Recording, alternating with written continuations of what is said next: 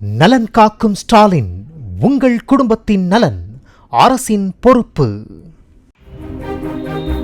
சேலம் மாவட்டம் ஆத்தூர் அருகே உள்ள முட்டல் பூமரத்துப்பட்டி அரசு நடுநிலைப் பள்ளியில் பள்ளி விழுந்து கிடந்த தண்ணீரை குடித்ததாக 7 மாணாக்கர்கள் ஒவ்வாமையால் அரசு மருத்துவமனையில் அனுமதிக்கப்பட்டனர்.